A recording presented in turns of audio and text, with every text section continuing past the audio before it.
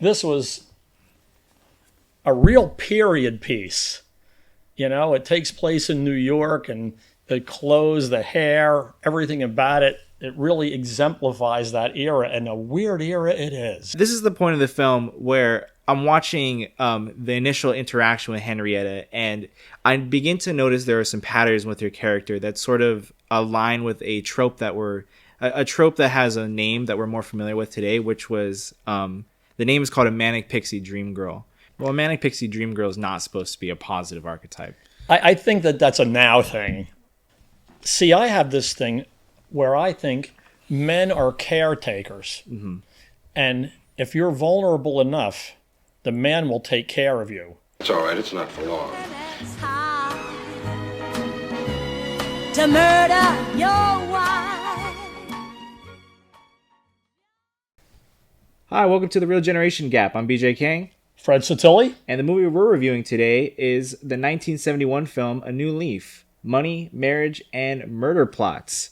When a rich socialite squanders his fortune, he hatches a scheme to marry rich and murder his new wife, but finds that matrimony has other plans. What a classic story, huh? Yeah. How many people, men and women, have thought of doing this, and how many of them have done it? I'm not sure. I don't think I've known many people to really be in this sort of situation. Yeah.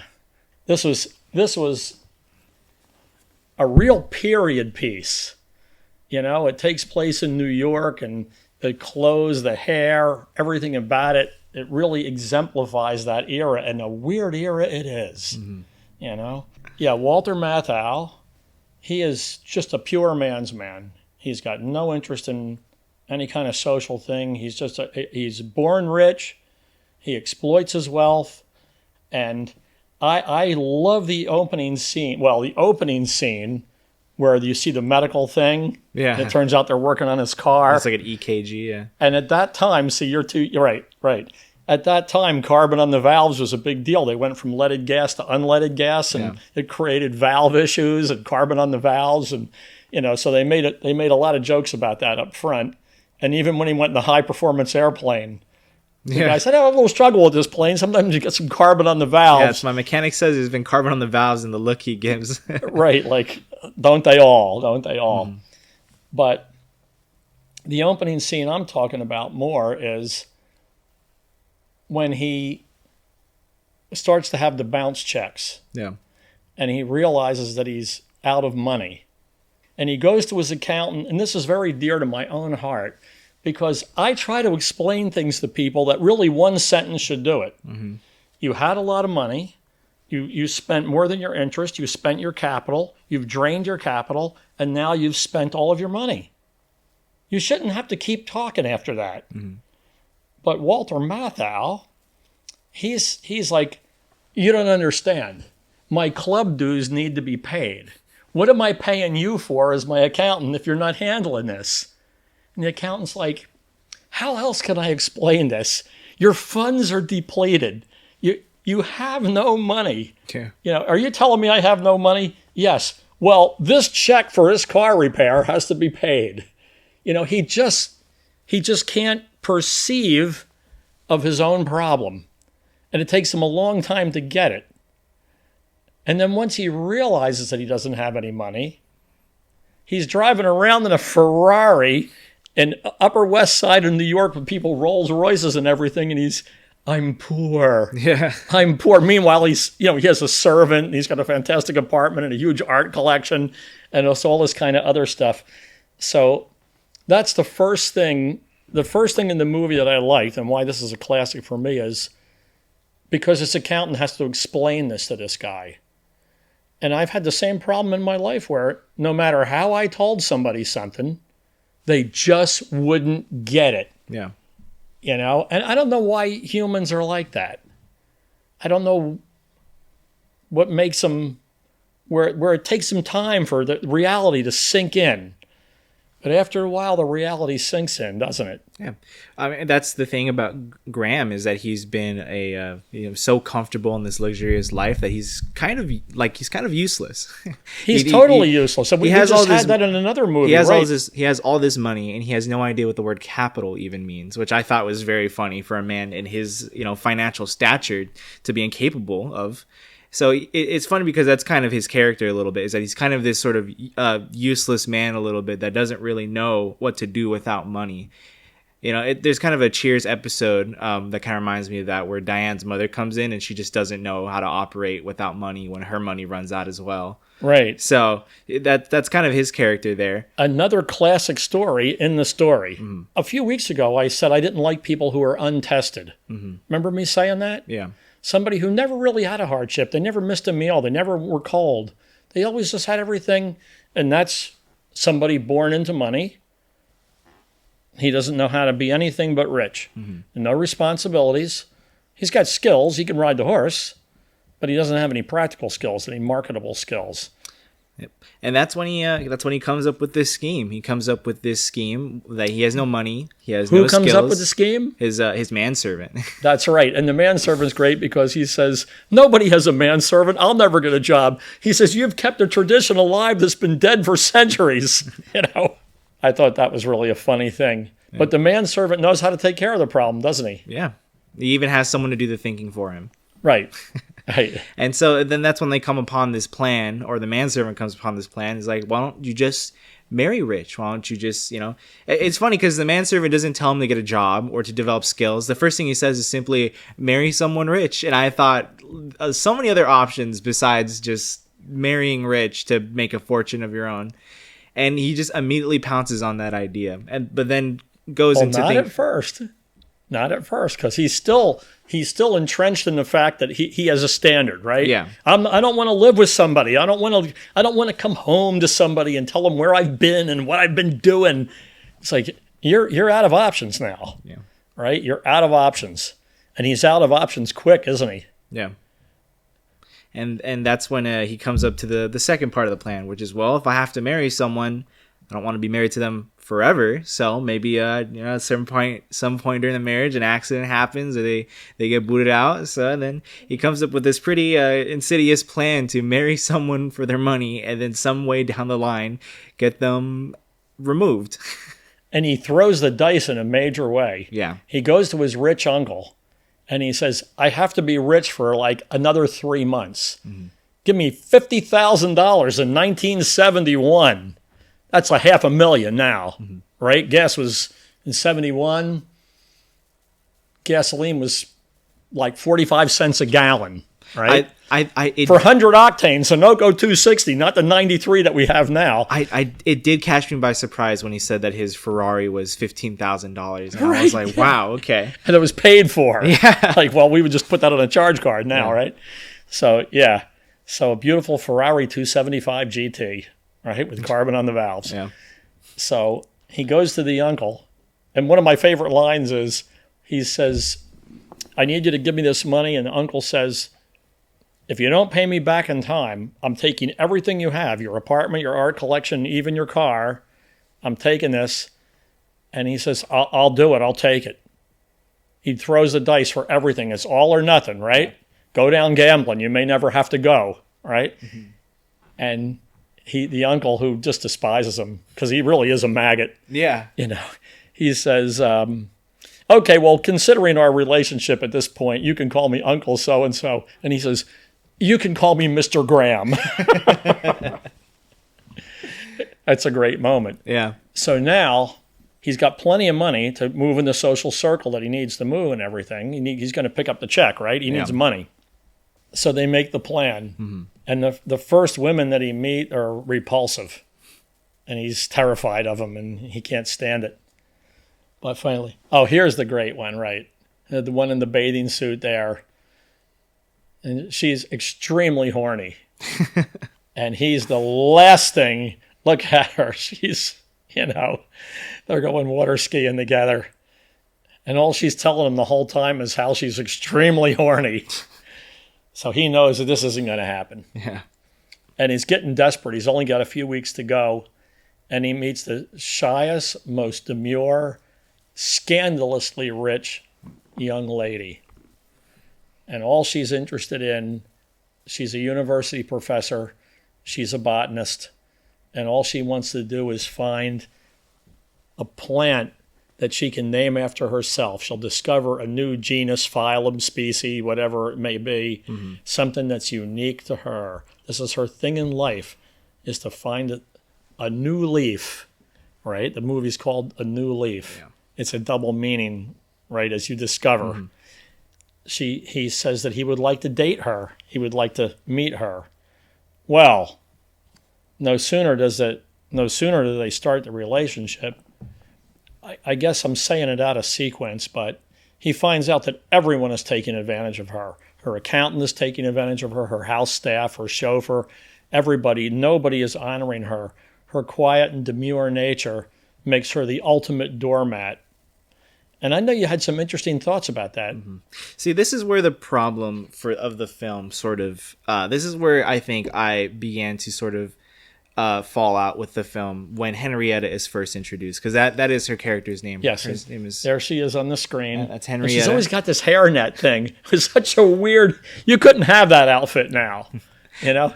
She's played by Elaine May, who, fun fact, Elaine May was the initial writer and director for the movie, which was pretty impressive to have written, directed, and acted in the movie. So you'd think, wouldn't she have picked a more handsome guy than Walter Matthau? Aren't they a weird couple? Walter Matthau was not originally the first choice, but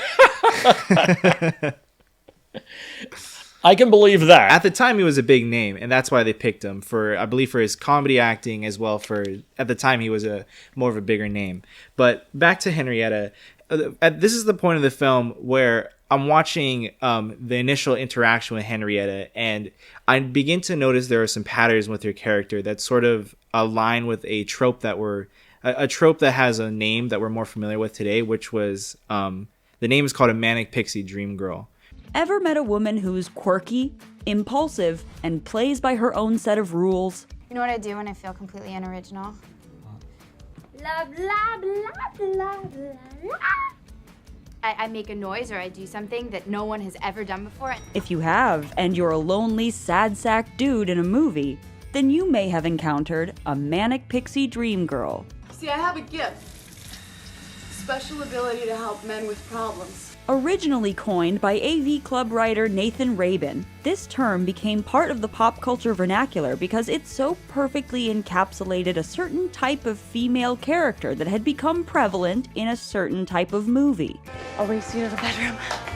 And Henrietta is unfortunately feels more like a tool or I was talking to Rudy about it too, more of a prop to Graham's character than a character of her own, because she sort of like serves as a male fantasy where she's both intelligent but also very inept at social very vulnerable. Yeah, like she's both intelligent but both inept at like social stuff. She's clumsy and a klutz, and yet somehow a very accomplished botanist who's very articulate behind a microscope or whatever other tools.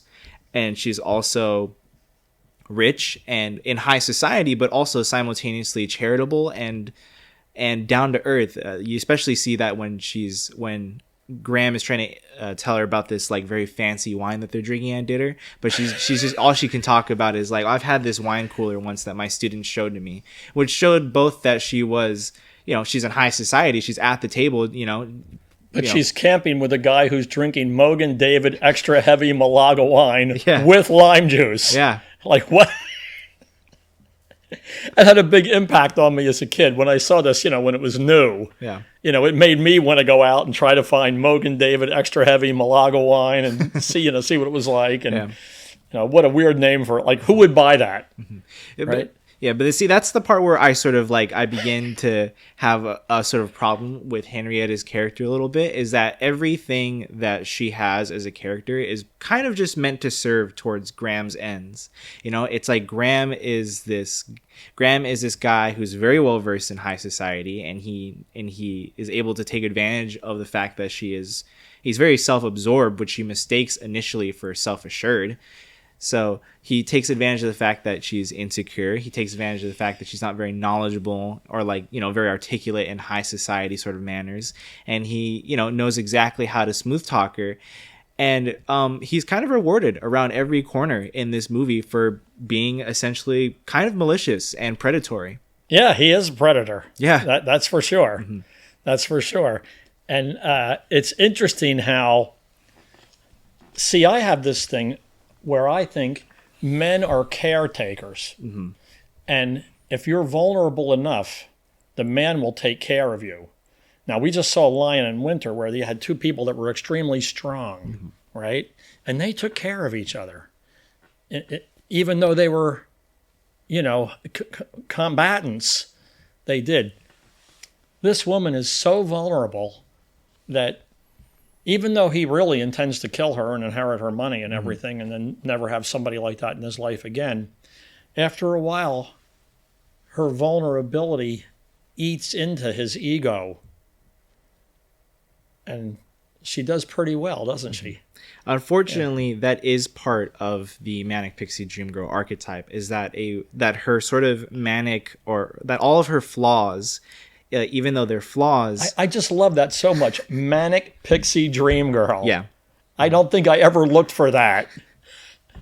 It's more of an archetype that's popped up in more recent movies, like 500 Days of Summer was a movie where it was pointed out. I believe Kirsten Dunst's role in Elizabethtown was one, as well as Ramona Flowers from Scott Pilgrim versus the Universe. Like, these are a lot of roles in which a woman, a young woman, will have a lot of flaws or be very quirky, but her flaws will serve to make the man she meets a better man. Right, it will endear her to him. Yeah, except the problem with that is that women then become devices for which men can then become better. And that's kind of how this film goes, because essentially he gets to be very horrible, and then this woman, Henrietta, essentially serves as a device to fix him into a better man. I mean, even at the, and I don't mean to spoil it too much, but even at the very end, when he has the opportunity to murder her, it's like he's been so touched by all of her qualities that he decides that, oh, I do love her all along. And then he continues to say, I will take care of you. Yeah. Mm-hmm. Yeah. Now, my favorite moment where he can kill her is she's got a rope tied around her waist and she's hanging off a cliff trying to reach the leaf, right? She's discovering the new leaf. And she's hanging off a cliff on a rope, Meanwhile, while she's doing that, he's reading books on accounting. Toxicology, actually. He's trying to figure out. At first it's toxicology because he wants to poison her, but he figures, well, he'll use gardening supplies, but she's an organic botanist. She doesn't have any chemicals in the greenhouse. She doesn't have any pesticides or anything, so he can't sort of make that scenario happen. But after a while, he begins to run her household because everyone is taking advantage of her. Her accountant, her chauffeur, her cook, her maid, everybody. They're all padding the expenses and stealing money, and and he resents that. He doesn't like these little worms, taking advantage of her that way and getting away with this. And so he begins to run the household. And now he begins to become aware of all these responsibilities that before his manservant, there's the toxicology, right? Beginner's Guide to Toxicology. What a great, toxicology for beginners. Then you got to wonder what the advanced, look, there she is hanging off the cliff on the rope, right? Yeah. Right. Thank you for putting this up. We really have good people behind the camera here. Yeah, but he doesn't do it. He doesn't even notice her. He's doing this. That was one of the more ironically funny scenes. Right. He's studying on how to figure out how to murder her in a look way. She's got the plant, right? And this is the new leaf. This is the plant. This is the unique plant. Yeah. Well, Manic Pixie Dream Girl is not supposed to be a positive archetype. I think that's a now thing. Mm-hmm. I don't know really where. It's funny that you say that, actually, because I looked a little bit more into this story, and one of the points that you touched on was about the corrupt staff and all of that. For one, I don't have the same view on why he cleaned house with the corrupt staff. For me, it was just another part of his plan. He was just simply replacing her staff with his own staff, sort of warming up to taking over her house, as well as trying to remove any sort of people who might be looking out for her. But not only that, but that storyline is supposed to be connected to another subplot that was originally part of a 70 extra additional minutes of the movie that were cut out. Well, thank God they cut him out. Can you imagine watching that for 70 more minutes? And Elaine May wrote the character. She's known for writing female characters like this intentionally, because she intends to portray that these women who are often put down, treated as objects, or generally, neglected, she forces the audience to see like how often, men will treat people without care or manners. I don't know about that. She certainly did a great job writing this and a great job portraying the character. This is a complicated movie, isn't it? Well, that's another thing, too, is that she actually had sued Paramount to have her name removed for the credits as writer and director. Because the 70 extra minutes included a plot line that had 2 murders in it, and as well as explores themes of misogyny as well. Oh, so she thought the movie was cut up too much, and she didn't want to take credit for that anymore. They ruined my art. Yeah, they cut out those 70 minutes that was supposed to explore more of those themes of misogyny, and the way that, men such as Graham will try to take advantage of women such as Henrietta, and they removed those 70 minutes. And she basically said, well, removing those 70 minutes basically, and the way that you cut it makes it so essentially like I didn't write it or like I didn't direct it. So she sued Paramount to try to have her name removed as writer and director, but she unsuccessfully was able to get them to do that. Well, I'm glad she was unsuccessful, because I want her to take credit for a movie that I do like. Mm-hmm. And I recommended this movie because I laughed a lot throughout, and he threatens the staff, Yeah. I'll shoot you. And look at them. And they're all derelicts. He says he quits, right? The chauffeur. Yeah. You can't fire me, I quit. This is another classic thing. The movie simultaneously tries to make her seem both capable and incapable at the same time. Capable enough to be interesting and, to fantasize about, but also incapable enough to fantasize about saving her. Now, in life, there's a lot of people that can handle one thing but not another. And a good example would be a sports star or a rock and roll kind of star, a musician, right? With somebody that can come out, captivate the audience. Janis Joplin used to say, I go on stage every night and make love to 20,000 people, and then I go home alone. And then she would go home and, spike up some skag or something like that, right? Mm-hmm. So she was able to handle one thing but not another. Janis Joplin was a very intelligent, capable woman, but she killed herself with dope. Mm-hmm. This happens to a lot of musicians, right? They're able to do this incredible thing, yet they're not able to handle their normal life. They have, divorces and drug abuse and alcoholism, and they smash up cars, but yet they're talented. And it's the same thing with sports stars. You have guys who are tremendous athletes, and they shoot somebody in a drug deal. Mm-hmm. And you're like, you're making $20 million, $100 million, throwing a ball or something, and yet you're doing this middle of the night drug deal thing with a gun, and it doesn't make any sense. So there's a lot of people that can handle something in their life, but not everything. Mm-hmm. And both of them were like that. He was not even human as a human being. He was terrible. As a human being, she was lovely, but taking care of her creature needs and everything, not so much. Mm-hmm. Without the money, either one of them without the money would have been helpless. That's an interesting thing in the movie to see them, live happily ever after. They're rich and happy ever after. Well, I mean, that depends, considering that she never realizes his initial deception. He never reveals to her the initial reason why he married her to begin with. And if could you really call a marriage that's built on a lie one that he's definitely seemingly intent to keep forever? Yes, he got away with it. Yeah, he got away with his original evil intent. Yeah, but he was somehow redeemed. somehow redeemed. Now, one of the things, I didn't make a note about this, but I thought it was really great, was her logic. Mm-hmm. And there are different logic flows that different kind of people have. And so the accountant says, he's just marrying you for your money. Don't you see that? And she says, oh, well, you're right about that. There's got to be a solution. What you'll do is put his name on my checking account. He'll have access to all my money. Now that he has access to all my money, he won't be marrying me for my money because he's already got it. Yeah. It's like the logic, like the accountant's like, I can't believe this is happening. To her, that makes sense. And then she tells the accountant it was your idea. He's like, it was not my idea. You said it. He didn't say it. Two different realities. Yeah. Right? And this show was full of lots of different realities. Her reality through the entire thing was he was a wonderful daddy that was going to take care of her and be there for her. She never saw through him.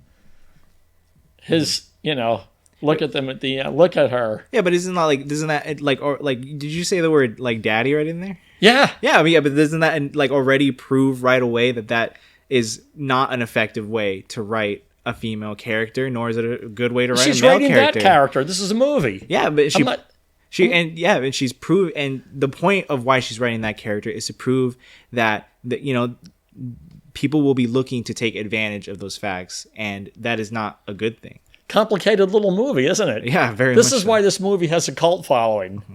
It wasn't a big box office success or anything. It's not a blockbuster. It actually was a fairly big success. One of the reasons why I believe the judge struck down, initially struck down May's request to have her name removed as director and writer, as well as to try to preserve the original cut of the film, was the judge said, well, the way that it's cut now with the 70 minutes removed is that it's going to be a hit, so I don't see the problem. Like, might as well just let it go through. But the thing with that is that, you miss some of what the original intention of what the film was trying to really show. Right, she wrote a better story. Yeah, she believes so, yes. And this happens to lots of people who write, they take these books and they adapt them, and the author is aghast at what they do, but they do make a lot of money. Mm-hmm. And when money is available, it's good to make it. Now, if you're already really, really, really, really rich, then you can make pure art and put it out there. And if you don't need to make the money, you can say, this is it. This is my art. Take it or leave it. I don't care if you don't take it.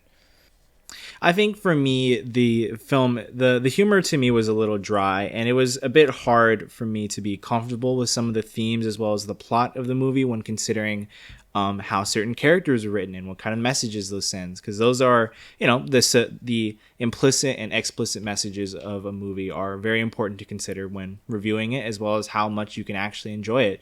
So for me, I would only say that I only would really give it a 5 out of 10, really. I think that at the time, the movie, I can definitely see the merits of what made it a popular movie and what makes it a cult classic, but I don't think that it stands the test of time now. Oh, I think it stands the test of time, but I agree with you. I was going to say 6. I was going to rate it a 6. Yeah. I mean, everything. It's not one of the great movies, but it is a fun and interesting movie, and I thought it was worth seeing, and I hope you thought so too. Yeah. I hope that some of you catch this review and are curious enough to want to check into a misogynist, misandrous movie from the late 60s, 1971, but that's when it was released. But it really catches the spirit of the time, and that's pretty much all I have to say about A New Leaf. Mm-hmm. Thank you for watching The Real Generation Gap. Make sure to let us know down in the comments what you think. Do you believe that Henrietta's character, or perhaps even the movie as a whole, had any sexist or perhaps misogynistic tones involved whatsoever? Let us know what your opinions are, and make sure to join us on the next episode. Thanks a lot for watching.